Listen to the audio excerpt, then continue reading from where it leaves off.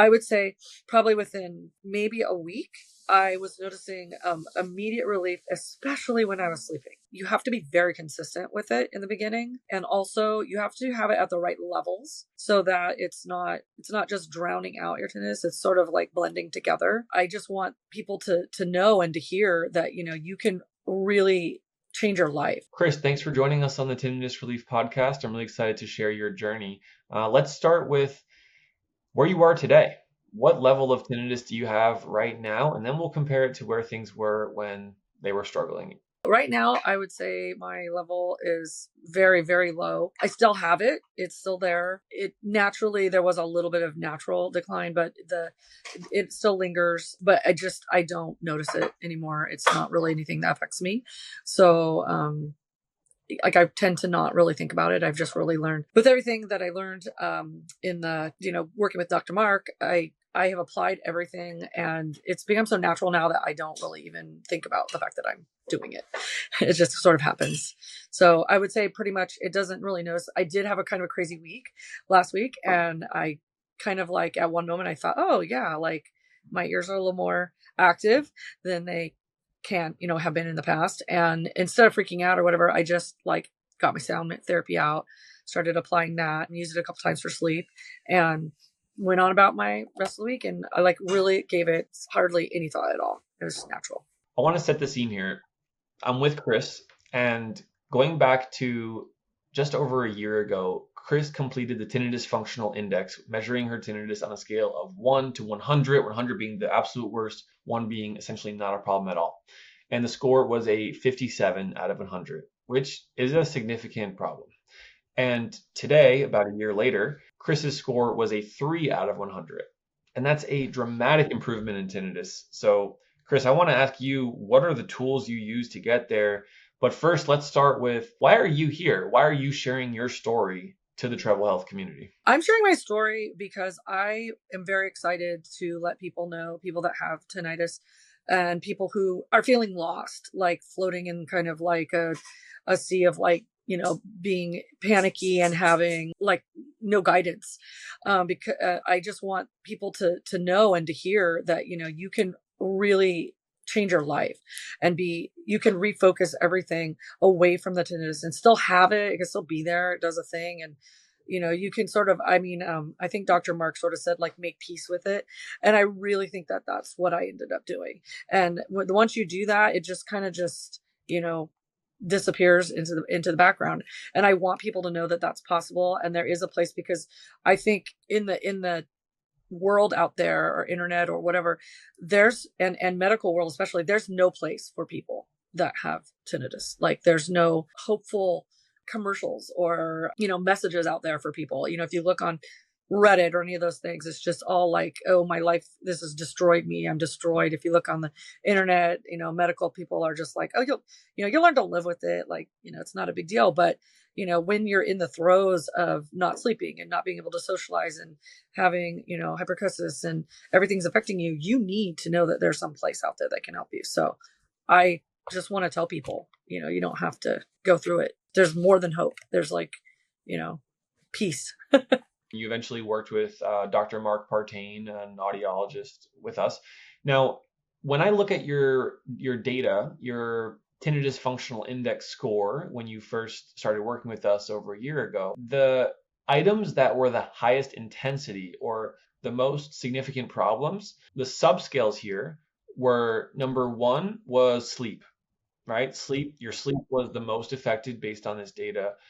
Number 2 was your ability to relax. So it was really hard to relax. And then tied for number 3 and 4 was emotional disturbance and sense of intrusiveness. I can't get this out of my head, and my whole life is turned upside down essentially. So can you elaborate on the sleep, the inability to relax, the struggle managing the emotions and the anxiety of it, the intrusiveness, the persistence?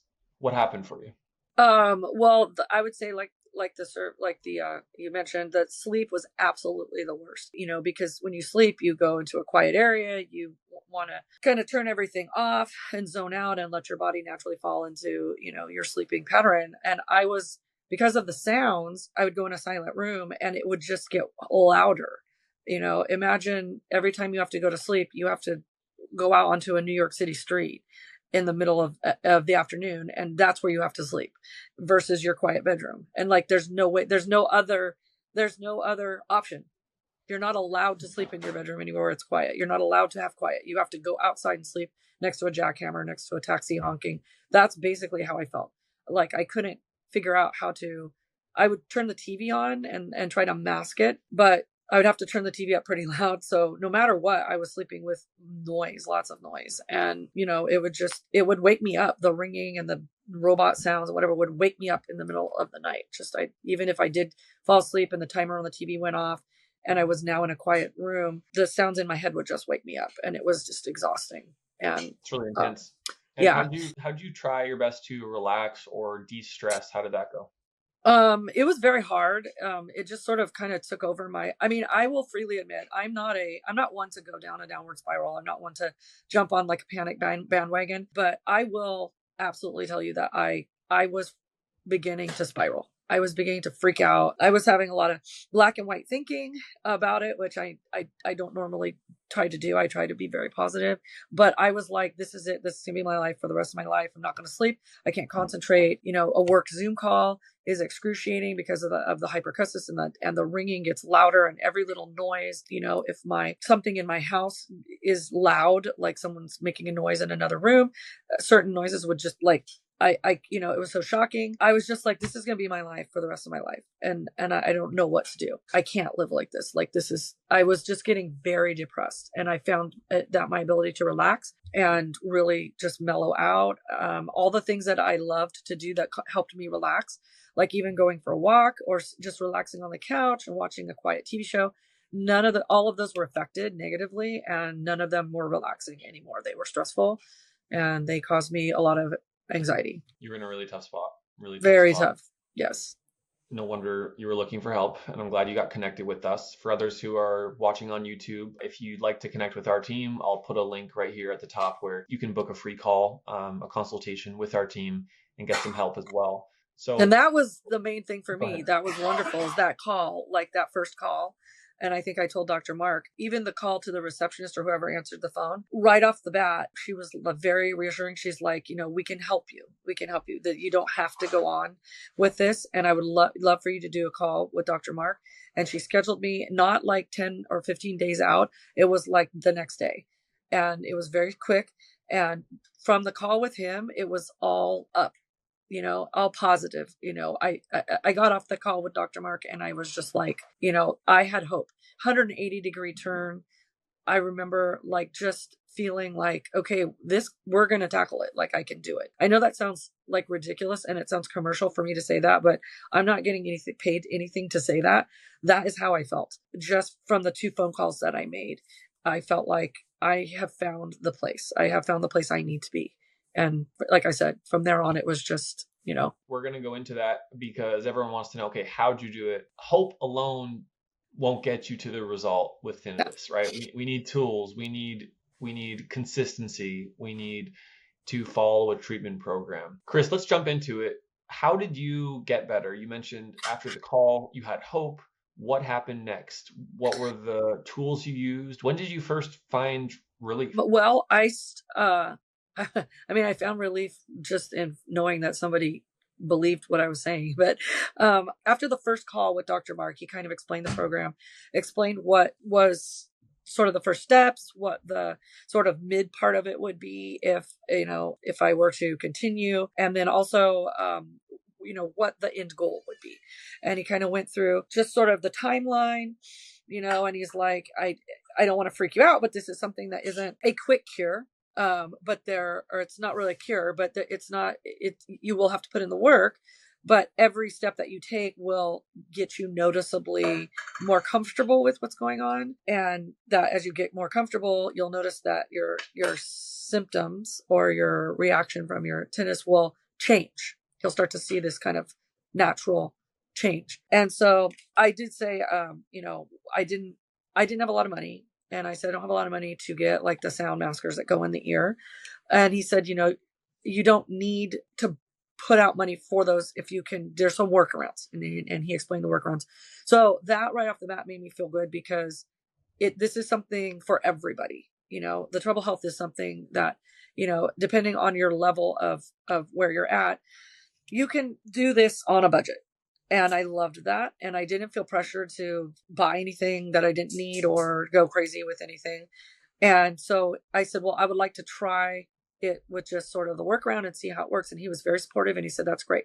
So I signed up, and the first few things that we talked about were being sure that I was listening to the sound therapy and that I was listening to it correctly and I was listening to it consistently. And so I would say probably within maybe a week, I was noticing immediate relief, especially when I was sleeping. Like that for me was like the biggest happy point for me was that I could sleep. I could turn on the sound masker, and it was similar to what I was doing with the TV, but it wasn't as intrusive, and it kind of worked with the tinnitus to sort of kind of blend together. And I would say that the biggest thing for me was just that the sound therapy gave me something to do when I started over focusing on the loudness, the ringing. I got little earbud things, and I would wear that. And so I didn't, it's natural to be listening to something that you're listening to, and when you're listening to the tinnitus, it's unnatural. It feels unnatural because you didn't order that. And so it was great to have something that I was in control of, and that was probably the biggest takeaway for me was the sound therapy. Kris, what advice would you have for someone who hasn't gone through a formal sound therapy treatment, but may have, listened to a few YouTube videos that say sound therapy, or they tried an app that had some sounds?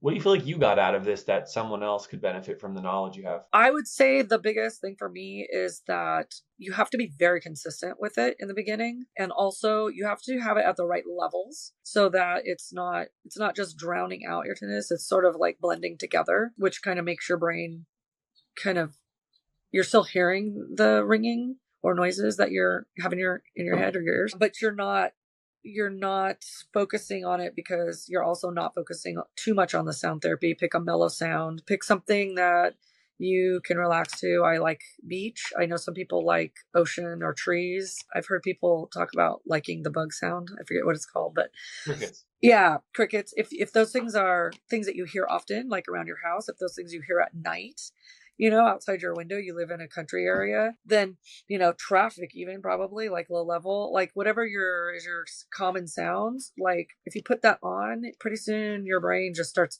blending it in with your ringing. And then I think really what happens is you just stop thinking about the ringing because you're not thinking about these regular sounds that you normally don't think about. I want to talk to you about the fight or flight response, because when we looked at the subscales of your tinnitus impact, what they showed me was that your central nervous system, which regulates stress, sleep, relaxation, calm, it was on high alert.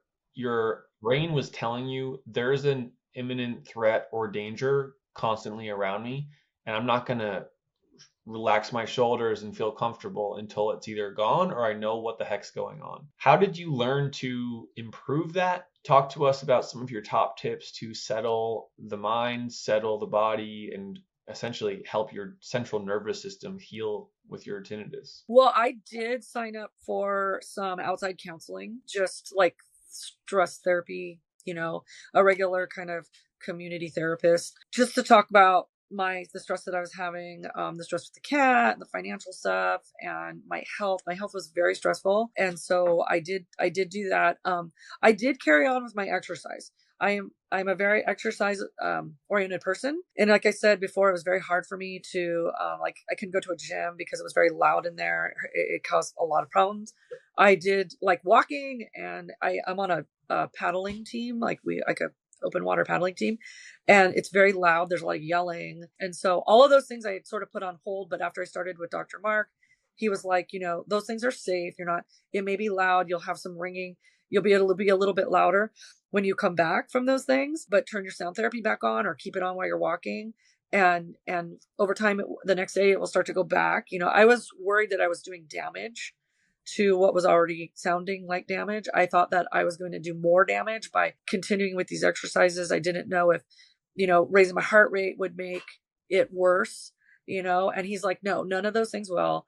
Continue on with whatever you feel comfortable. So I did pursue my exercise activities, which automatically helps with your stress, no matter what, and your anxiety. And I did wear my sounds a lot, my sound maskers a lot over my listening to my phone.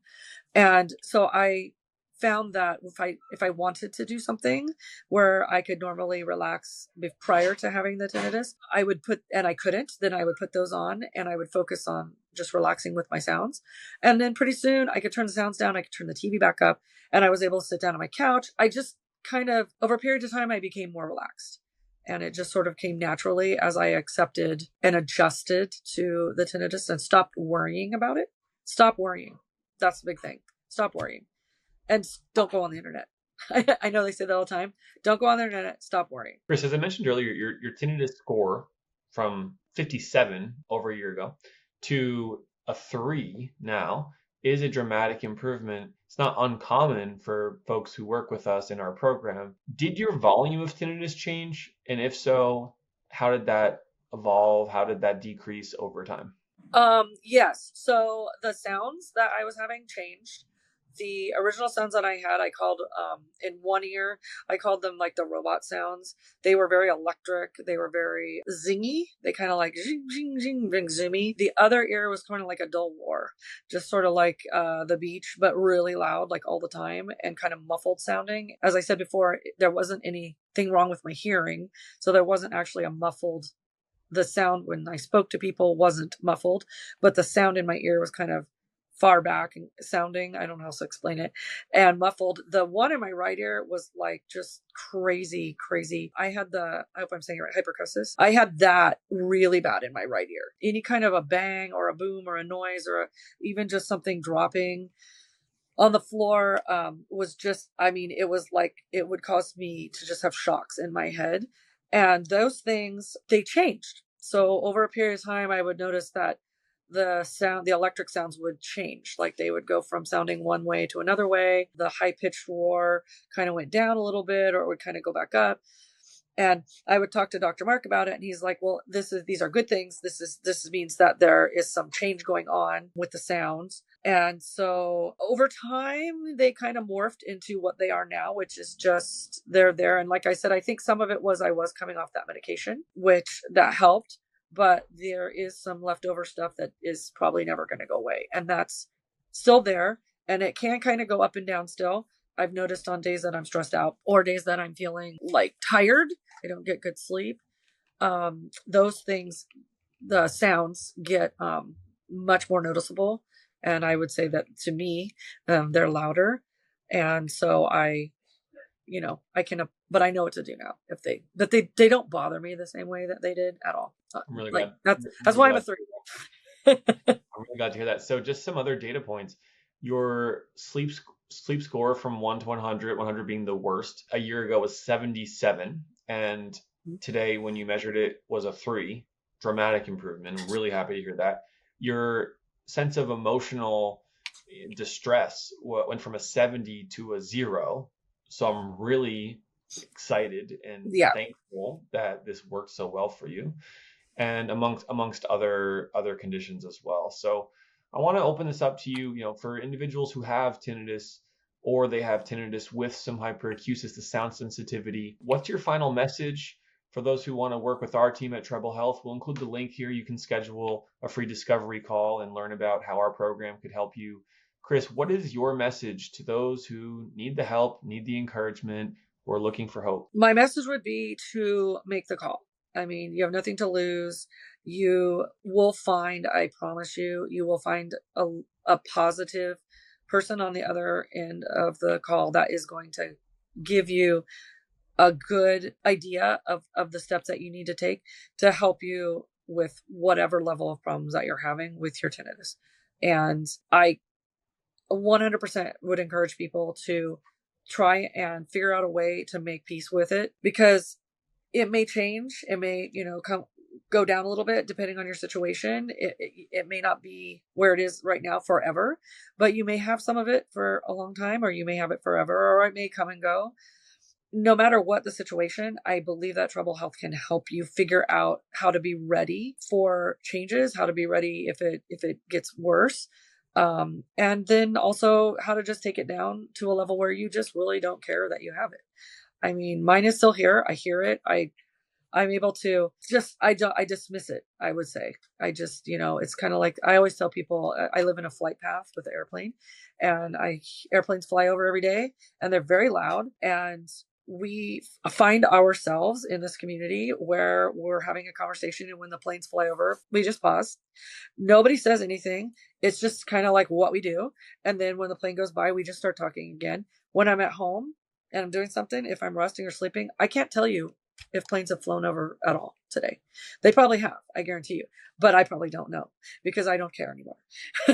And you can have that same kind of thing going on with your tinnitus, and that Treble Health can tell you how to do it. They can give you a toolbox for any situation, and also offer you kind of a counseling sort of thing, and talk you through and let you know that everybody else that they're working with has similar problems.